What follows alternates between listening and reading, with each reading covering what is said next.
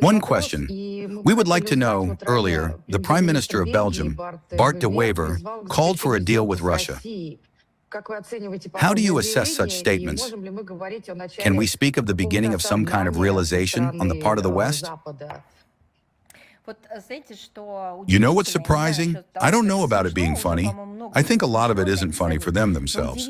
But what's surprising is that from one and the same capital, completely opposite statements are being made. If Ursula von der Leyen speaks from Brussels, only she speaks not as a citizen of Belgium, but as a Euro official, then, so to speak, she demands the continuation of the embargo on supplies of Russian oil and energy resources. When the Belgian Prime Minister speaks from the same Belgium, from Brussels, he said exactly the opposite things, as you correctly quoted them.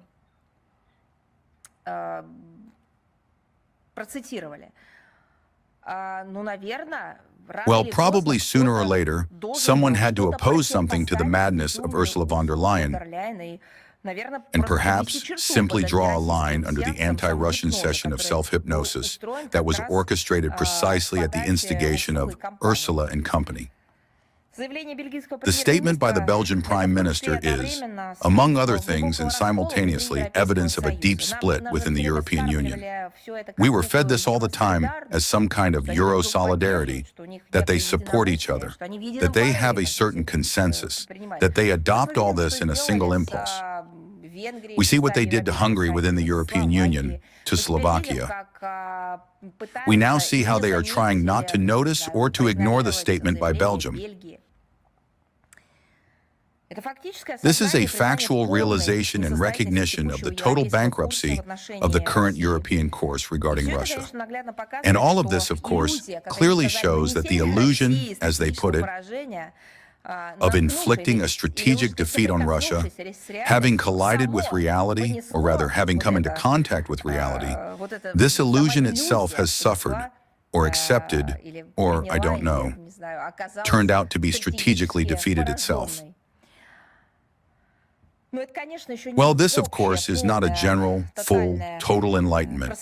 This is just the very beginning of an internal discussion between those who want to continue the conflict, as they say, in some way against our country, but in essence, to the last Ukrainian, for the sake of goals that are, once again, unattainable, and in some places self-abasing, yes, and self-destructive.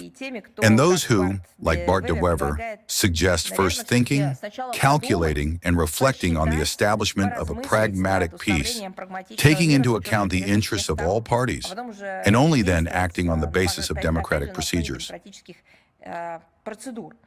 At the same time, according to the words of the Belgian head of government himself, the leaders of other European states agree with him on the sidelines. We have spoken about this too, how they agreed with us as well, or at the very least spoke about the fact that they understand what is actually happening and disagree with those who do not see the root causes of the situation in Ukraine. Yes, they agree with him, but in public they are afraid to violate bloc discipline and command administrative marching, so to speak, and they continue to repeat like a mantra for the continuation of maximum pressure on Russia, and they also haven't yet quit all these strategic delusions. It is also telling that even the Minister of Foreign Affairs of Belgium, Maxime Prévost, immediately and publicly voiced disagreement with his superior. He decided to argue with him in public, declared some kind of wrong signal indicating, direct quote, the weakness of European unity. No, of course. What kind of weakness is that? This is strongness, right? It is such a near victory, a strongness transforming into a victory of European unity. In any case, it is still too early to speak of some kind of qualitative change or rethinking in the approaches of Western Europe, particularly Belgium, toward Russia. It is also obvious that such statements are being voiced not because of a realization of the erroneousness of their own actions, their stupidity, or even criminality,